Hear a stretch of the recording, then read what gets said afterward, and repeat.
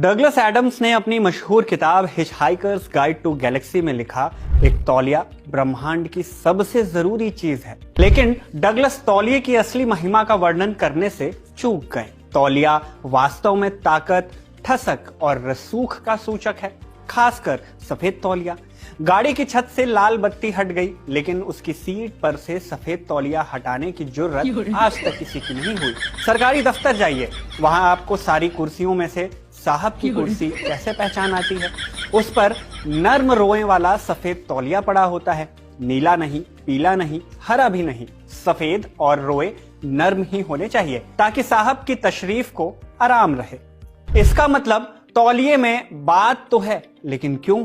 ऐसा क्यों है कि बाबू हो या नेताजी सब सफेद ही तौलिए पर बैठते हैं? उनका रंग सफेद ही क्यों होता है? इसकी भी दो पॉपुलर थियरी है। एक कहती है कि सफेद रंग खुद में एक संदेश देता है, पारदर्शिता, सादगी और ईमानदारी का। सफेद रंग दाग छिपा नहीं पाता, यही इसे ईमानदार बनाता है।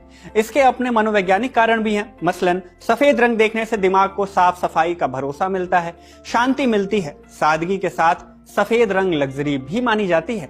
इसलिए अफसर हो या नेता, उनकी कुर्सी पर सफेद तौलिया होना एक संकेत है कि वो शुद्ध, निष्पक्ष और साफ सुथरी प्रशासनिक या राजनीतिक छवि रखते हैं, जबकि लग्जरी का भाव उनके ओहदे को भी संतुष्ट करता है।